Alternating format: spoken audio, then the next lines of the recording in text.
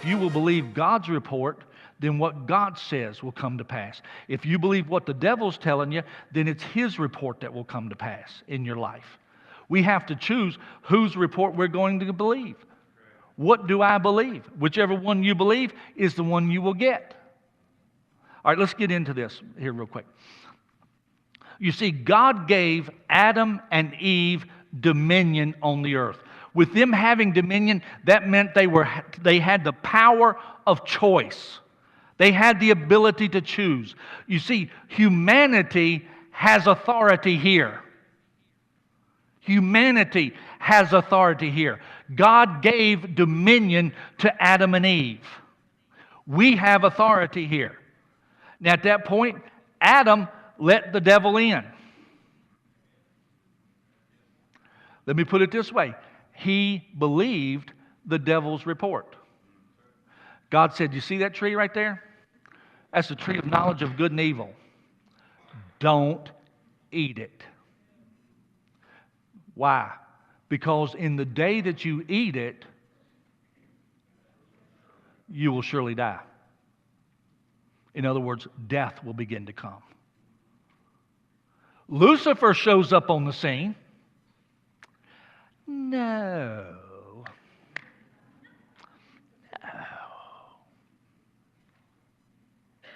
You won't die. See, matter of fact, that tree contains knowledge. That's why God called it knowledge. Knowledge of good and evil. See, there's things that God knows that you don't. And He doesn't want you to know them. Because if you know them, then you'll be just like Him. They already were. Made in His image and His likeness. God doesn't want you to know those things. That's why He told you that. And if you eat of it, then you'll be just like God, knowing good and evil. Well, I'm going to tell you something. You know, there's a couple of meanings of knowledge, but the one that's really being used there is the aspect of experience. You see, Adam and Eve already knew good, and God saw everything that He made, and it was what? It was good. Now, there was one thing that they didn't know. They had never experienced evil. And yeah, God had experienced evil because He experienced the fall of Lucifer. God knew what evil would produce. He had that knowledge. Adam and Eve did not. Lucifer made it look like it would make them wise. And then, yeah, it was true. They would then know things that only God currently knew. But how many of us have ever told our kids, don't do that? Why? It'll hurt you. Just trust me. That's what God was doing with Lucifer, with Adam and Eve there. You don't want to know evil. You don't want to know it. I don't know about you. I would be fine with never having experienced evil. You see, now, because Adam ate of that tree, humanity knows and experiences evil. Humanity knows cancer. Humanity knows terminal illness. Humanity knows sickness and disease. Humanity knows poverty. Humanity knows starvation. Humanity knows abuses. Humanity knows all kinds of evil things now.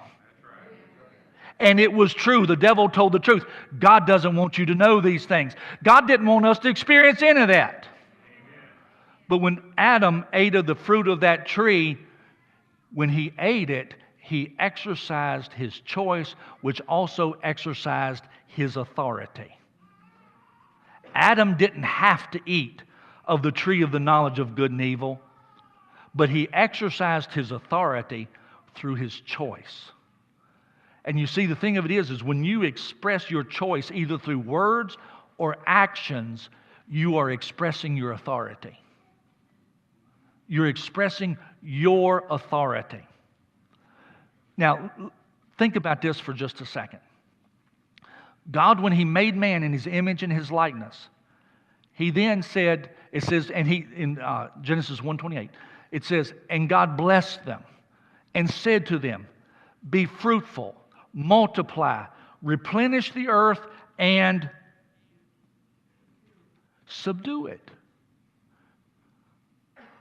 Subdue it. What is there in this perfect world that has to be subdued? There is a serpent coming, and God knows it. And even in general, God's telling Adam, you control your environment. You be in charge of your environment. Now, you can't be in charge of somebody else's environment because they got a free will of their own. But yours, you can control. You subdue it. You subdue your world. You be in charge of your world. And with this, God knows there's a serpent coming who's going to tell him stuff that's lies of the devil.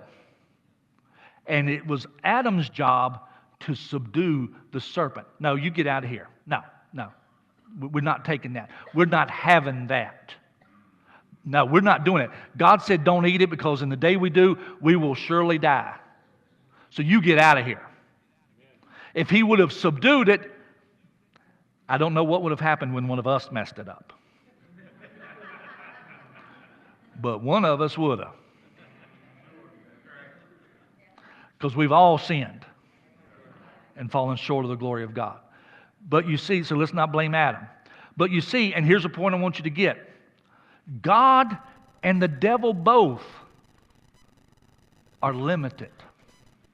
They are both limited and given access by your choices. You see, when an unbeliever rejects God, when God tries to woo them and God tries to win them to Himself and they say no, then they have limited God. God cannot now make them a new creature, even though He wants to. They have limited Him. And what they have also done is they've given the devil access to their life. And at that point, when it comes time for that final judgment, Lucifer's not going to go alone. They will go with him. He will have been given control of their life because of their choice to reject God. And you see, again, when it comes to these things, we've got to understand that our choices are how we exercise our authority. Look at your neighbor and say, you've been given authority. And your choices exercise that authority. And when you exercise it, whoever's report it is that you're believing is the one that you're giving access to do that in your life, and you're denying and limiting the other one. When I choose life, I'm limiting death. When I choose health, I'm limiting sickness. When I choose prosperity, I'm limiting lack. But if I reject life, I've chosen death. If I choose not to believe what God says, then I limit what He wants to do in my life, and I give access to these other things. You see, a lot of this, all of these things come down to a lot of the whys. Why is the world filled with so much violence? Why is the world filled with so much poverty? Why is the world filled with so much abuse? Why is the world filled with lack? Why is the world filled with so much pain and disease? A man by the name of Adam chose to give access to death. In the day that he ate of the tree, he surely died. Death gained access into this world. And along with death, all the suffering that comes with it. And so there's no, why does God allow?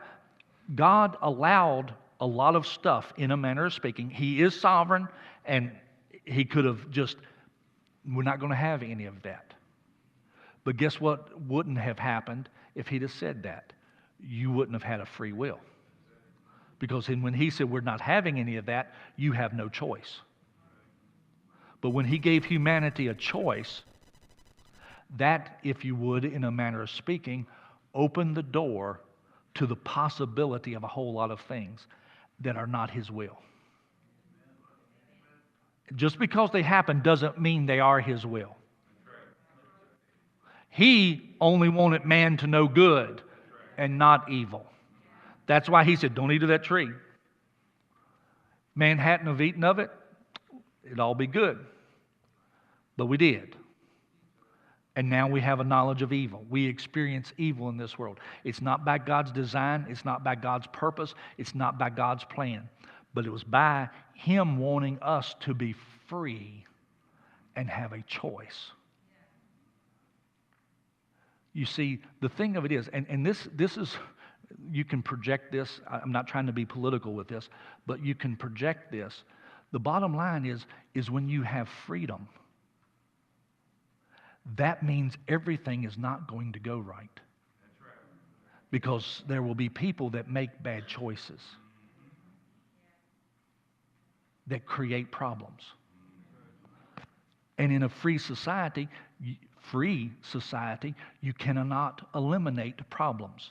The only way you can eliminate problems is to remove the freedom of choice.